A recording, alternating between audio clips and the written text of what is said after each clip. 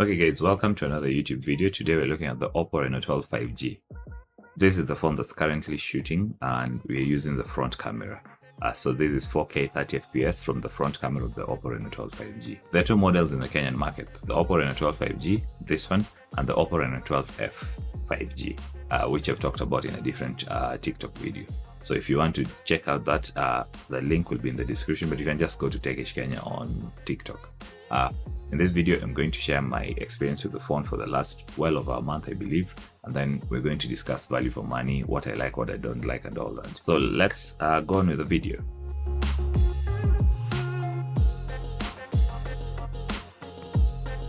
Having used the OPPO Reno 12 for well over a month now, my experience has been solid, though not without some reservations.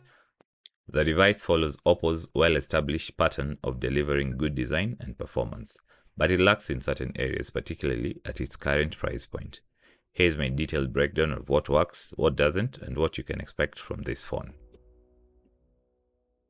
If you've used any of the recent OPPO Reno series devices, you'll find that OPPO has mastered a formula with small incremental changes. The Reno 12 continues with this trend. It is sleek, thin, and light, which sets it apart from many heavier, bulkier phones in the market. After over a month of daily use, I still appreciate how comfortable it feels in the hand. But there's nothing groundbreaking about the design when compared to other Reno models from the past. For example, I still feel it's exactly the same phone as the Reno 8T in terms of design, weight, and the curved display. One aspect that has left me wanting for more was the color options. The grey or silver variant I have is fine, but it lacks some vibrance that I think users might prefer.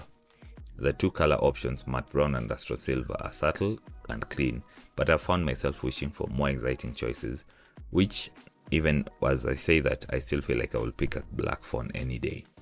That said, the build quality is solid. The Corning Gorilla Glass 7i and the IP65 rating for water and dust resistance provides decent protection, although I still feel like at this price point, 70,000 shillings, a full IP68 rating will be greater for peace of mind.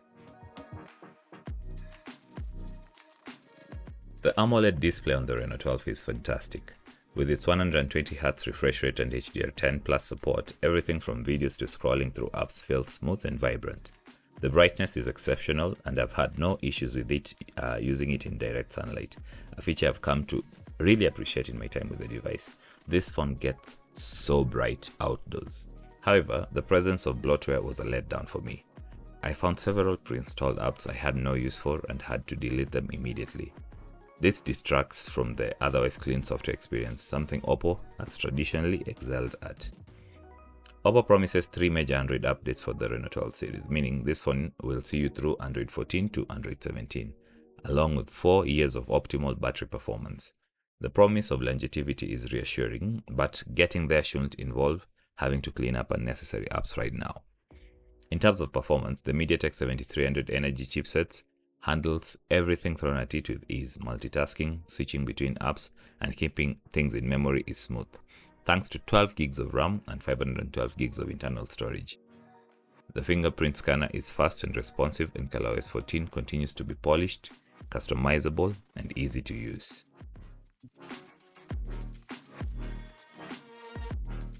Okay, so this is shot using the OPPO Reno 12, and that the audio you're listening to comes directly from the microphones of the OPPO Reno 12.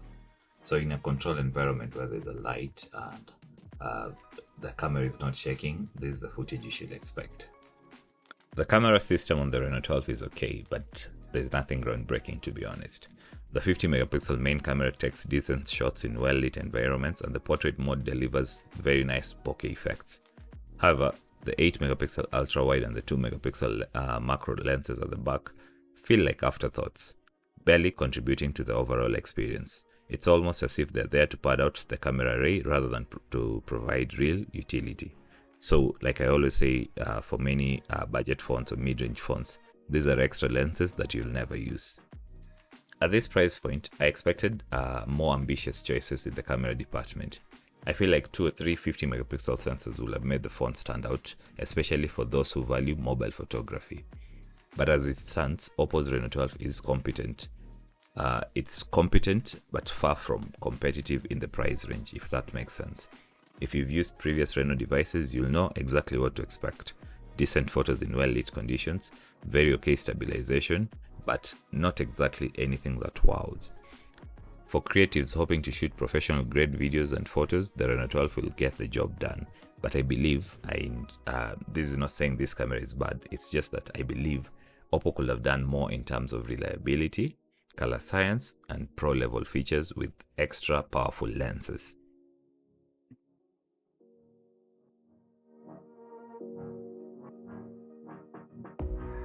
OPPO has packed a number of AI-driven features into the Reno 12, which are found to be similar to AI features we've seen from other companies.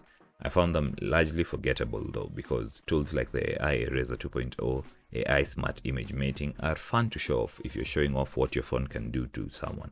But in day-to-day use, they're largely forgettable. You don't particularly find a reason to use them every other day. To me, they still feel like novelties rather than essential tools.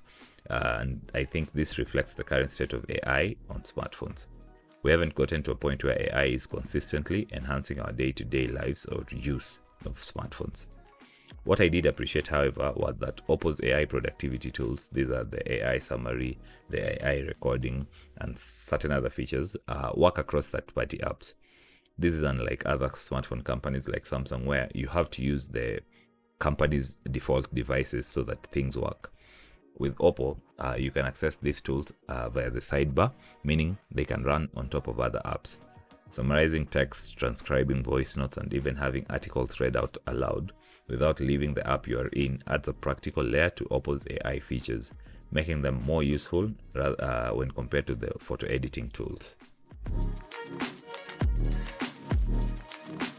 One of the Reno 12's strongest points is its battery life. The 5000 mAh battery consistently lasted me a full day, even with relatively heavy use.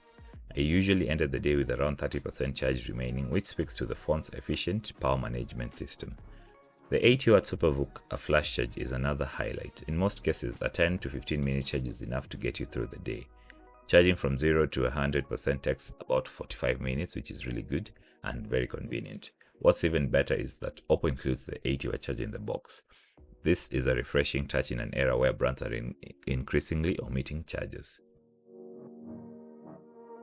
One unexpected feature I found myself using more than I expected to actually use is the IR Blaster.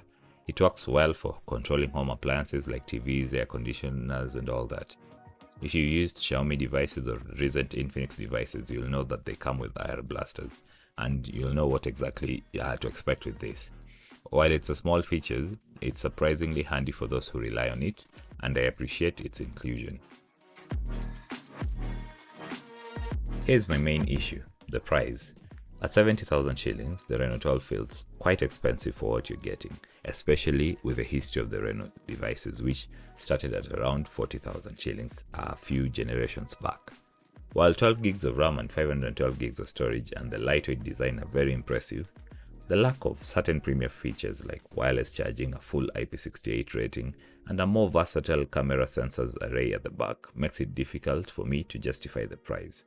A more competitive price point would be around 60,000 shillings or less, with the same 12 gigs of RAM and let's say 256 gigs of storage. I argue those specs will have made more sense and that pricing will have made more sense. At its current price, OPPO has delivered a good device. It's really good. But it feels like there's a gap between the expectation and the delivery, especially in areas like camera quality. I would like to know what you think about that. After using the OPPO Reno 12 for over a month, I can say that it's a good phone that excels in design, performance, and battery life. The sleek, lightweight build makes it comfortable to use on a daily, and the fast charging is a significant plus.